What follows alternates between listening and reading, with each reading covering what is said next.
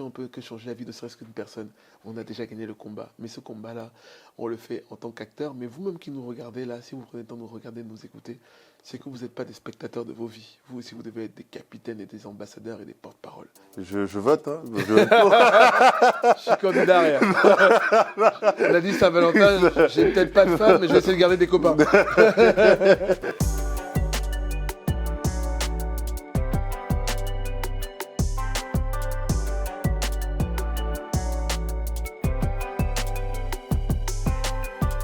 Bonjour à tous, on se retrouve sur une nouvelle capsule et cette fois-ci notre invité n'est autre que Stéphane Tiki. Enchanté Stéphane. Très heureux Alpha, merci beaucoup pour cette belle invitation. Depuis le temps que je t'attendais et que je voulais qu'on puisse échanger, là il était temps. Enfin. Du coup on va retracer un peu rapidement ton parcours, on va parler de ce que tu fais à l'heure actuelle et même des projets futurs, si tu nous le permets. Écoute, avec grand plaisir, je suis là pour ça, tu peux me cuisiner.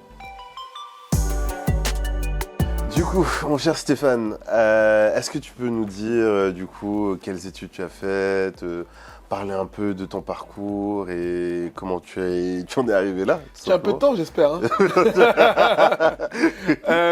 Non, mais déjà, merci beaucoup encore une fois de l'invitation. C'était un immense plaisir d'être là, de valoriser aussi la force des frères, parce que c'est important d'être solidaire. Moi, je suis né à Yaoundé, au Cameroun, un pays dit le continent.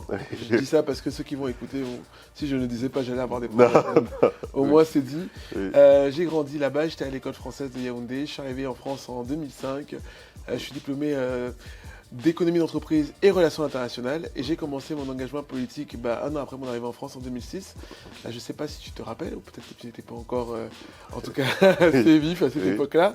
Mais il y a une réforme qui s'appelait le CPE, le contrat de première embauche, blocage. En 2006, Dominique de Villepin. Blocage. Et en fait, alors moi, le petit étudiant camerounais qui avait l'ambition de retourner d'ailleurs au Cameroun après ses études, un de mes professeurs m'a dit, mais tu sais, vous allez avoir un diplôme au rabais parce que vous allez avoir une année de validation de vos diplômes sans avoir eu d'examen. Et du coup, je me suis rendu compte que, comme tu connais aussi, parce que nous qui sommes des enfants de la diaspora, on le vit aussi, nos parents ont misé sur nous, ont investi pour qu'on puisse venir ici dans les écoles. On ne peut pas repartir sans avoir réussi à avoir de diplôme. Et donc du coup, je me suis engagé dans un syndicat qui s'appelait Étudiants contre les blocages. Et j'ai commencé à aller dans tous les amphis pour justement lutter contre les blocages. J'avais déjà pris beaucoup de plaisir à parler un peu avec les étudiants défendant la liberté d'étudier. Et à la fin, une fois que la fac a été débloquée, mes amis d'étudiants contre les blocages m'ont dit un jour, on t'a pas tout dit, en vrai. Et c'est à quoi j'ai dit, comment ça? Et ils m'ont dit, en fait, on t'a pas dit, mais nous sommes les jeunes de l'UMP. Parce qu'en fait, on n'a pas le droit de faire de politique dans l'université. Ils m'ont invité le 14 janvier, je me rappelle, 14 janvier 2006 de tête, à un meeting de Nicolas Sarkozy qui était à Bercy, sur la jeunesse. C'était incroyable. Premier meeting? Ah ouais. Okay. Mais il y avait tout, il y avait à la fois Faudel, Enrico Macias, Johnny, c'était incroyable. Et évidemment Ramayad, Rachida Dati. Rachida Dati qui était d'ailleurs porte-parole du candidat. Et c'est vrai que j'avais été éclaboussé de voir autant de gens réunis. En fait, voir des gens réunis derrière quelqu'un dans un match de foot, on connaît, dans un concert, dans un événement politique, je trouvais ça incroyable. Et puis Nicolas Sarkozy, le candidat de 2007, pour moi était tellement... je trouvais qu'il me ressemblait un peu. Voilà, il nous ressemblait un peu à nous tous. Il était d'ici et d'ailleurs, il n'avait pas fait de grandes écoles, il voulait casser les codes. Voilà, et donc je me suis engagé dans cette carrière politique qui était un peu inquiète pour mes parents, parce que mon père et ma mère disaient oulala, t'envoyer en France pour étudier et ton diplôme rentrer à Yaoundé, quoi. Ah oui, tu départ sur direct, d'accord. Voilà, donc eux, ils étaient là, genre, bon, d'accord. Et donc, je suis rentré là-dedans, les deux pieds dedans. Mais si c'était pas ça, t'aurais fait quoi tout de suite après tes études? Franchement, je peux pas te dire. Je sais pas. Je sais pas. J'ai toujours été passionné par l'économie, donc d'où d'ailleurs ma carrière d'aujourd'hui dont on va parler après. Mais c'est vrai qu'il fallait trouver quelque chose qui me corresponde, dans lequel il y avait aussi ce côté-là de transmission et ce côté... moi, mon rêve a toujours été d'être quelqu'un d'impactant, c'est-à-dire de faire quelque chose qui impacte les gens dans la société. Et c'est vrai que ça m'a beaucoup attiré. J'ai été tout de suite après responsable des jeunes de Rachida Dati. Elle m'a donné ma chance, c'est la première à m'avoir donné ma chance, alors même que je n'habitais pas le 7e et tout ça, mais elle a cru en moi, elle m'a tendu la main, voilà, et après je suis rentré au Bureau national des jeunes, et puis en 2013, voilà, j'avais ce petit défi-là, puisqu'il n'y avait jamais eu aucun homme africain et aucun homme noir, si je peux dire ça, qui avait été président déjà dans un parti politique français. Ouais. Voilà, j'ai tenté ma chance et j'ai été élu à l'unanimité. Donc je suis le président des jeunes de l'UMP.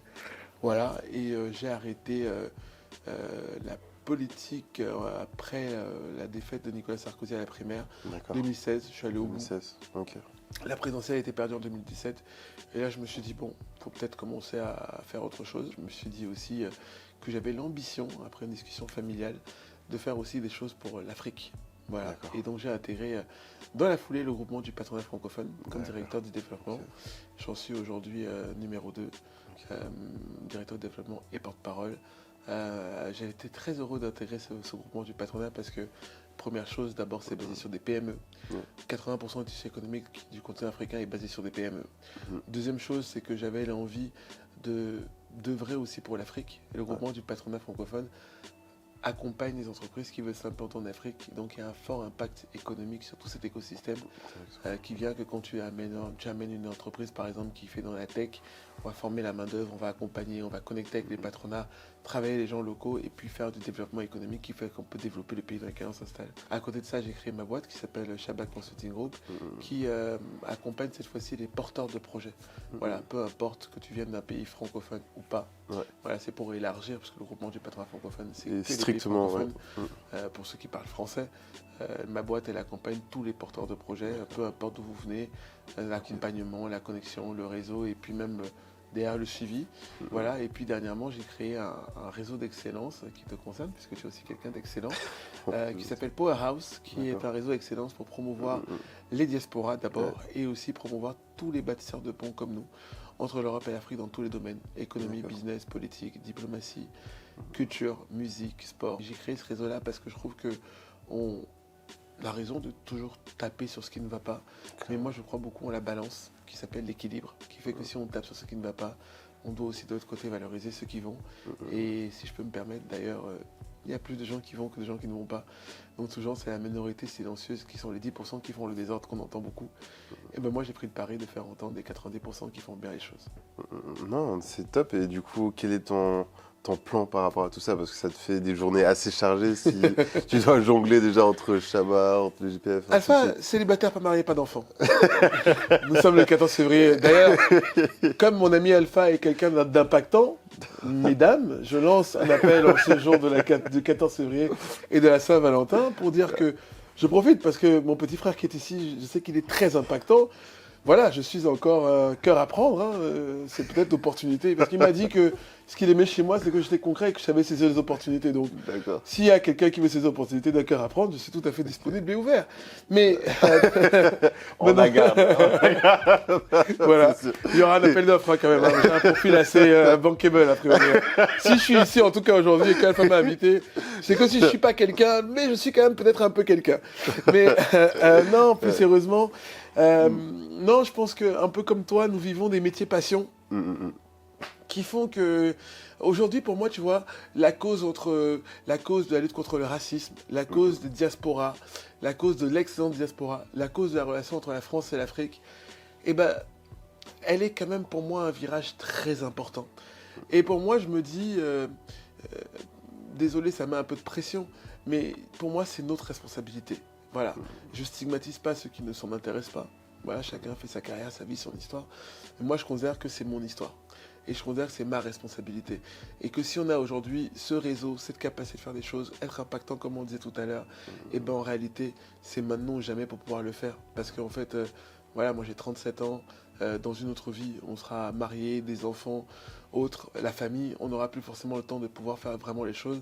Aujourd'hui, moi j'ai la capacité, et je sens aussi, parce qu'il faut, c'est aussi un sentiment de physique, parce que quand ton corps te montre à force que tu peux y aller, voilà, moi tous les 15 jours, je vais dans un pays du continent, j'accompagne des PME qui sont dans la santé, dans la tech, dans la formation, dans le numérique, dans le sport, parce qu'il y a aussi ce sport business, dans la culture, et tous ces secteurs économiques qui veulent aller en Afrique pour les amener d'abord dans l'excellence, parce que des gens qui veulent venir, ils n'ont pas le temps d'avoir des accidents, des problèmes, que c'est compliqué. Eux, ils veulent une route simple, parce que le gars qui veut venir, il a déjà son argent, il veut investir, et on l'amène à la bonne porte au bon moment, comme un ascenseur, et on facilite les choses. Et moi, je veux aussi voir les chefs d'État, les gouvernements, pour leur dire, voilà, c'est pas politique ou économie, c'est politique et économie ensemble. Et donc je me dis, voilà, moi mon ambition vraiment c'est améliorer l'image de l'Afrique en France, en ayant cette Afrique de l'excellence, et améliorer aussi l'image de la France en Afrique. J'ai un peu de boulot, comme tu l'as bien compris. Mais justement, nous qui sommes des passionnés de foot, on dit toujours que c'est dans les grands matchs qu'on cherche les grands joueurs. Donc c'est parce que c'est difficile qu'on doit apparaître. Donc voilà, donc moi pour l'instant, franchement, voilà, c'est la cause de ma vie, en fait. Ok, C'est la très cause clair. de ma vie, c'est mon projet, c'est mon rêve, c'est mon ambition. Et donc, je donne tout. On parle souvent d'immigration. Mais moi, pour moi, même le chemin de l'intégration, il est dur. Moi, je suis arrivé ici, je n'avais pas mes parents, je n'avais pas ma famille, j'avais pas d'amis. Tu arrives ici, tu pars de Yaoundé, il fait 25 degrés toute l'année. Tu te réveilles avec le soleil à 6 heures du matin. Tu arrives ici, c'est l'hiver, il fait froid. Le soleil se lève à 9 heures. Il faut te battre après, prendre le métro dans l'hiver.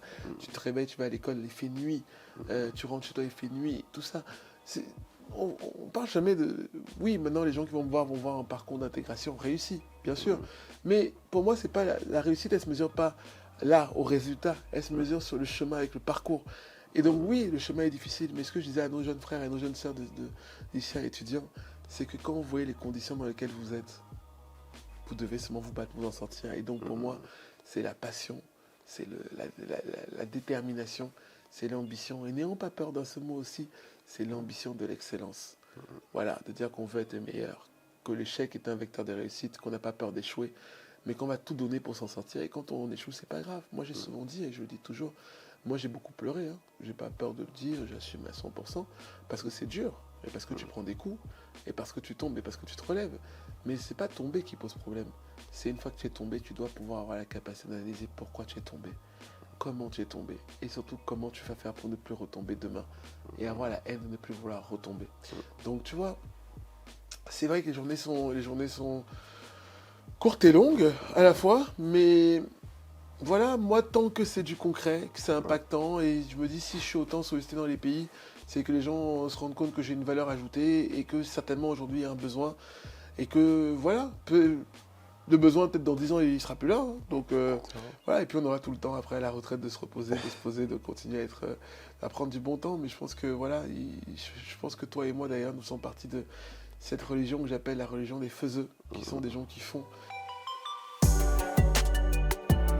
Non, c'est top. Et est-ce que du coup, tu as, au-delà de ça, d'autres projets, que ce soit associatifs ou d'autres projets entrepreneuriaux Dans tous les pays où je vais, évidemment, comme tu sais, il y a rencontre chef d'État, gouvernement, patronat. Mais il y a toujours un moment aussi avec des étudiants ou des lycéens dans du caritatif pour donner, transmettre et partager, donner des tips, conseiller des gens, tout ça. Donc ça, c'est sur l'associatif. Et je considère que, voilà, comme les Américains appellent ça le give back, c'est important. La vie qu'on a eue, on a eu aussi un peu la chance. Et la chance, ça doit être aussi que, même si je sais qu'on va dire que la chance, elle a été provoquée par le talent et par le travail et le travail. Mais je trouve que c'est important de donner aussi aujourd'hui à cette jeunesse, sachant que l'Afrique, 2050, population à la hauteur de la Chine, a la seule différence que la population africaine, 70% de moins de 35 ans, et bien cette jeunesse, elle est ambitieuse, talentueuse, passionnée. En réalité, d'ailleurs, l'Afrique n'a pas besoin qu'on lui donne la main. L'Afrique n'a pas besoin d'aide. L'Afrique n'a pas besoin de paternité. L'Afrique n'a pas besoin de paternalisme. L'Afrique a besoin de fraternité et de partenariat gagnant-gagnant et du business. Donc moi, je considère que mon job aujourd'hui, c'est d'être un acteur économique qui permet de faire ce gagnant-gagnant, accompagner tous ceux qui veulent œuvrer et développer ce continent qu'on aime tant. Et à côté de ça, oui, toujours être près des gens en donnant un peu ce que la vie m'a donné. Pour tous ces jeunes qui n'ont souvent malheureusement pas d'espoir. Et puis tu sais, ces jeunes sont souvent fans de jeunes qui sont dans le sport, dans la musique, dans la politique. Et ben moi je trouve qu'on n'a pas assez, d'ailleurs un des mots MAUX pardon, d'Afrique, c'est qu'on ne valorise pas assez nos capitaines d'industrie. On ne valorise pas après nos gens qui sont des entrepreneurs qui ont réussi sur le territoire africain. Dans les projets que je mène là dans le court terme, d'abord j'ai un rêve. J'aimerais bien qu'on mette en place, peut-être avec toi d'ailleurs, je profite, hein, on a dit saisir les opportunités, mais j'aimerais bien qu'on crée en Afrique le statut de l'auto-entrepreneur. Je pense que nos jeunes qui sont là aujourd'hui, ils ont besoin, non pas qu'on leur donne de l'aide, ils ont besoin d'accompagnement et de formation en leur disant, voilà, peut-être que si on arrive dans tel ou tel état, à partir du moment où tu crées ta boîte, tu deviens auto-entrepreneur, tu as un niveau d'imposition moins fort et que tu vas gagner plus, ce qui fait qu'on va pouvoir permettre de sortir de ces jeunes-là de l'informel pour passer dans le formel, leur permettre aussi d'avoir un pouvoir d'achat régulier, d'avoir une assurance qui fait qu'on va vivre mieux en étant dedans qu'en étant dehors. Ça, c'est un des projets que j'ai aujourd'hui. J'ai un deuxième projet avec des amis qui est une plateforme qui permet de financer des projets. Pourquoi? Parce que dans tous les déplacements que je fais, tant en Afrique qu'ici en échange avec les jeunes de la diaspora, je rencontre beaucoup qui disent non, on a des projets, mais on n'a malheureusement pas les investisseurs. Et bien là, je profite pour passer aussi ce message, les amis, avec mon petit niveau, avec mon petit réseau, moi je connais des gens qui sont prêts à financer vos projets à partir du moment où ce sont des projets crédibles, fiables et rentables. C'est-à-dire qu'aujourd'hui, vous avez des projets, vous cherchez des financeurs, et bien moi j'ai des financeurs, c'est ce qu'on appelle la rencontre entre l'offre et la demande. Voilà, vous avez toujours nos numéros, vous nous écrivez souvent sur Instagram pour des choses qui ne sont pas forcément très utiles. On connaît, on parle entre nous. Là, c'est vraiment des vraies choses. On peut améliorer votre quotidien, on peut changer votre vie. Et ces projets sont impactants économiquement, qui sont des vrais projets. On peut impacter un écosystème. Donc si on peut que changer la vie de serait-ce qu'une personne, on a déjà gagné le combat. Mais ce combat-là, on le fait en tant qu'acteur. Mais vous-même qui nous regardez là, si vous prenez le temps de nous regarder, de nous écouter, c'est que vous n'êtes pas des spectateurs de vos vies. Vous aussi, vous devez être des capitaines et des ambassadeurs et des porte-paroles. Et des acteurs. Donc ça, c'est un projet que je porte avec plein de copains qui sont passionnés là-dedans. Et je me permets de te livrer un autre projet que je porte. Et ben, je trouve aussi qu'on a longtemps rencontré des gens de la diaspora qui disent qu'ils aimeraient bien avoir des projets de financement qui peuvent être financés par des banques. Et ben moi, je rêve qu'on puisse porter avec d'autres avec qui je parle de ce projet-là, une banque de la diaspora, qui serait une banque qui permet d'ailleurs peut-être de financer des projets des diasporas. Alors, je précise pour que ce soit pas mal interprété, c'est pas quelque chose de sectaire, c'est quelque chose d'ouvert, c'est l'inverse. C'est pour dire que souvent vous avez des projets de diaspora que vous avez portés dans d'autres entreprises, dans d'autres banques, et il se trouve que malheureusement, les gens qui ne sont pas partis de la diaspora peuvent ne pas comprendre l'intérêt de votre projet, le contexte et puis le lien que vous avez entre ce pays que vous aimez tant, la France, et ce pays, ce continent que vous aimez tant, l'Afrique. Et bien là, on est avec d'autres amis sur un projet de créer cette banque-là qui serait exclusivement avec des gens qui parlent votre langue, qui comprennent vos projets, puisque eux-mêmes sont des acteurs de la diaspora, qui permet de financer vos projets. Donc voilà des projets que je porte aujourd'hui, et voilà, et ça, c'est pour dire que ces projets de la diaspora, ça concerne la diaspora, mais ça peut concerner plus que la diaspora, ça peut concerner aussi tous les acteurs économiques français, francophones, qui ont envie de s'investir en Afrique. Là, vous allez, parce que par exemple, vous allez voir un acteur, je dis ça au hasard, canadien, pour lui dire vous voulez investir au Cameroun. Est-ce qu'il connaît le besoin économique du Cameroun? Est-ce qu'avec l'intelligence économique, il connaît le marché du Cameroun? Est-ce qu'il peut savoir si votre projet il est fiable et rentable? Pas toujours. Là, peut-être que si vous allez dans cette banque avec quelqu'un qui peut-être est camerounais, congolais, sénégalais, et que vous souhaitez d'ailleurs, pour montrer que c'est totalement ouvert, canadien, moldave, espagnol, français ou africain, et bien vous parlez avec des gens qui connaissent, qui vont pouvoir vous aiguiller, qui vont aiguiller votre projet, qui vont vous demander pourquoi le projet est fiable et rentable et qui peuvent aussi vous financer. Mais pour ça encore les amis qui nous écoutent, on a besoin de vous. C'est pas moi Stéphane, moi Alpha ou moi Charles, c'est Stéphane plus Alpha plus Charles. Moi je crois en l'addition. Je sais que chez nous, c'est pas tellement ça qu'on croit. Je connais le théorème. J'ai d'ailleurs renommé pour te dire le théorème du crabe, qui fait que dès qu'il y a quelqu'un qui monte, on est tous à le faire redescendre pour dire que attends, ne décolle pas trop vite. Mais moi, je pense que notre génération doit changer la chose. Peut-être que justement, on peut dire dès qu'il y en a un de nous qui monte, et bien si nous, on peut monter avec lui, c'est lui qui ouvre la porte. Et lui, plus moi, plus toi, plus nous, on est plus forts ensemble, collectivement.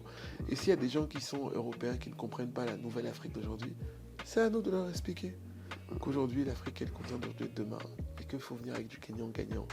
Quand tu viens pour gagner, mais que le pays doit aussi gagner, que ça doit bénéficier à tout l'écosystème. Et que pour moi, la France a l'un des meilleurs savoir-faire. Il faut juste mettre ce savoir-faire-là au service des intérêts de ceux qui gagnent le continent africain.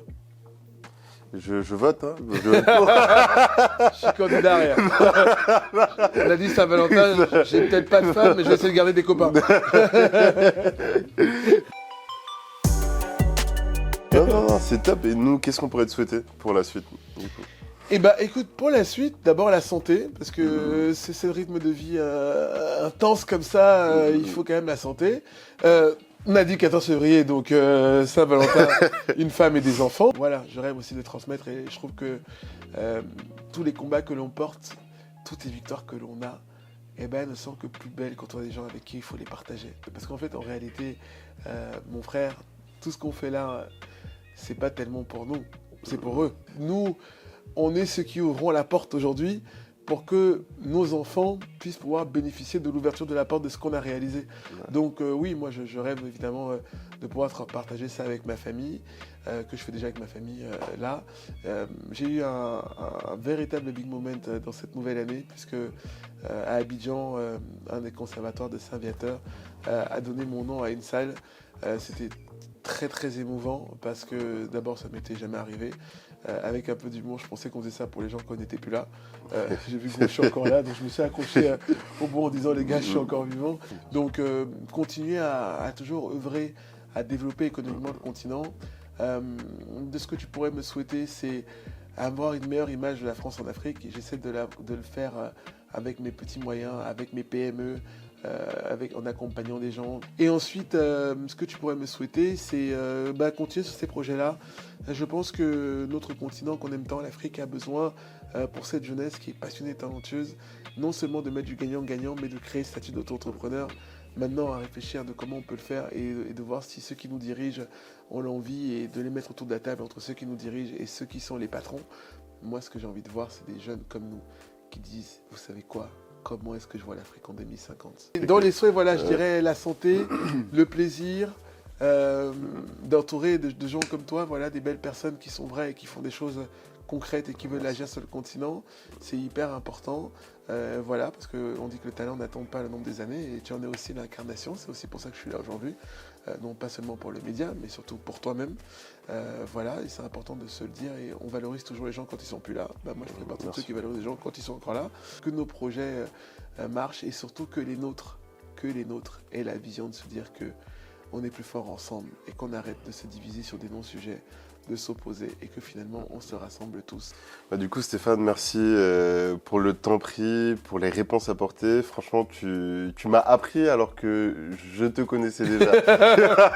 Ah d'accord, c'est pas mal. On apprend toujours. C'est vraiment pas mal et surtout, en tout cas, je salue déjà ton abnégation, ta résilience, le travail, le parcours aussi d'excellence que tu as tracé et que tu partages du coup maintenant avec nous. On espère te revoir très vite, que ce soit ici ou sur d'autres projets. Mais je pense que tu vois, c'est ce genre de relation qu'on a besoin dans le monde d'aujourd'hui. C'est peu importe, voilà, t'es un petit frère, mais brillant, talentueux, abnégation, passion, détermination, même dans des domaines que moi je ne comprends pas. Mais du coup, ce que moi j'adore, c'est que tu emportes les gens. Donc voilà, donc, en tout cas, merci beaucoup. Et merci à toute l'équipe qui est ici, parce que voilà, c'est aussi un travail d'une équipe. Et j'espère que quand j'aurai un projet qui aura abouti de ces 3 projets dont j'ai parlé, je reviendrai ici pour en parler avec vous. Avec grand plaisir, en tout cas, tu seras toujours le bienvenu et c'est toujours un plaisir d'échanger avec toi. Alors on se retrouve très vite, on partagera toutes les infos sur lui, sur ses différents projets, sur le Powerhouse, sur Shabba, ainsi de suite. Et n'hésitez pas à lui écrire, au-delà de la Saint-Valentin aussi, il trouvera Demain c'est le 15 février, ce sera plus le bonjour. En tout cas, on se dit à très vite, prenez soin de vous, au revoir. À bientôt.